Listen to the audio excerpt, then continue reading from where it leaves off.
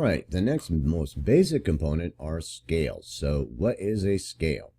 Basically, if you understand what we've talked about so far, that you have 12 tones or 12 notes in the base of, that's all the notes that you have. You have 12 tones to work with from C to C again, and that is called the chromatic scale.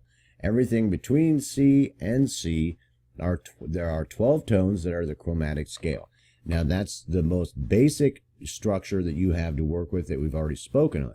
Now how do you make other scales from that? Well, other scales are going to be set notes and with set intervals at set step distances that stay that way to form different scales from those 12 tones. So you are picking certain notes out of the chromatic scale with a root tone.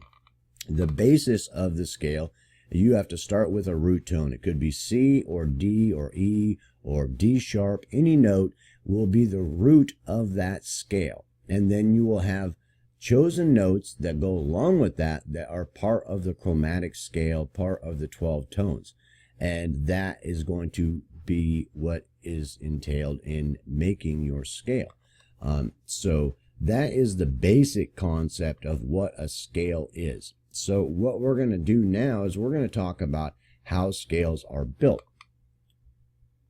Okay, the first part of it are intervals, and I'm going to try to make this as simple a concept for you to get a hold of as I can. You're dealing with what we've spoken with so far. So you've got between C and C.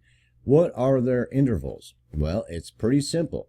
That, you know, if you look at it that way and try to keep it that simple in your mind, that D is the second interval, E is the third interval, F is the fourth interval, G is the fifth interval, A is the sixth interval, B is the seventh interval. Okay, so you understand that number because there's 7 tones in that scale. And most music is based on that interval structure. No matter what scale you're dealing with that you want to look at it this way, the intervals of the actual keyboard, depending on what scale, that the intervals used on that scale may be different, but what the intervals are remain the same. So you'd have this note here that's that D flat, that's a flat second interval because this is the second interval. So this E flat or D sharp, that's going to be a flat third, a minor third interval. The fourth interval, the fifth interval, you've got the minor fifth there. It's a minor fifth interval. And then you've got like the sixth interval, it's a minor sixth interval. You got the seventh interval, then one below it, it's going to be a minor seventh interval. And try to keep those intervals and what that is very simple in your mind. And understand that that can change depending on what note you start with. If you start with B and go to B, that those intervals are going to be the same distance. So, you know, you've got a whole step here. You know, we've talked about whole steps, half steps. You got a half step, half step, half step, half step, half step, half step, half step, half step, half step, half step, half step, back to C. Whole step would be 2 of those. Half step equals a whole step.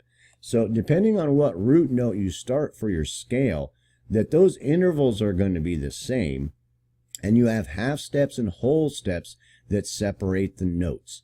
And so those two really super basic concepts, if you can just understand that those are huge basic structures for you to understand scales and understand those intervals and what that means. You know, that's the first interval, second interval, third interval, fourth interval, and you understand the structure of it. That's basically dealing with it from a major scale point of view is its whole step, half step, whole step, whole step, whole step, back to C. Now those intervals aren't really going to change. No matter what scale you're really looking at, that this from the root of C to this minor third interval, because this is the third interval, that no matter what scale you're playing, or no matter how if you're playing C minor isn't going to matter, whether you're playing C minor scale or a C major scale, because this is still the minor third interval from the root of C. So from that root to that interval is a third. It's a major third interval. And to D, it's a second. To F, it's a fourth. To G, it's a fifth. That's the distance from the root to whatever note you're dealing with. And from depending on what root you start with, those intervals are going to be the same distance. Does that make sense?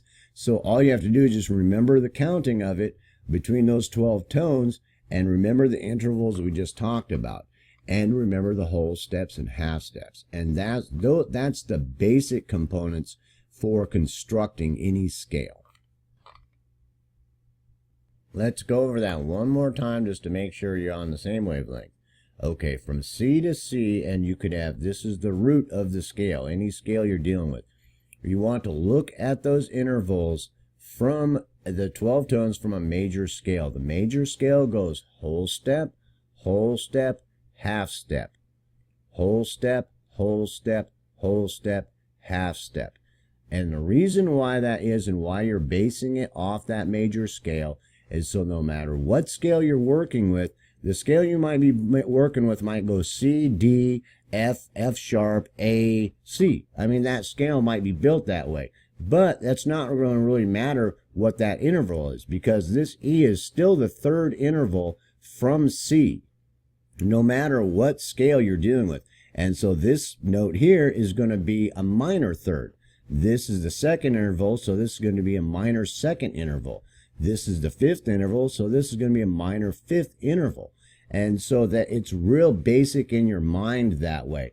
Because if you're going from B, it's going to be first interval, second interval, third interval, and that distance still the same. So this D would be the minor third interval. And I hope I made that very simple so that that concept of those whole steps, half steps, and intervals, so that no matter what scale, you've got a scale that goes C, E, F, F sharp. What is F sharp in that scale? If C is the root, then F sharp is obviously a minor fifth interval, correct? And it's gonna the interval distance is the same no matter what root you start with.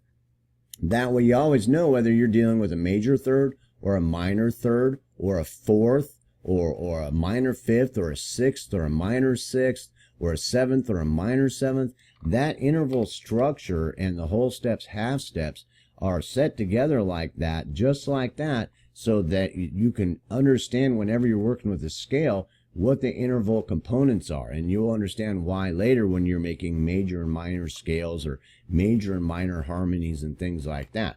But just keep that in mind. Remember that. Root of the scale, whole step, whole step, whole half step, whole step, whole step, whole step, back to C.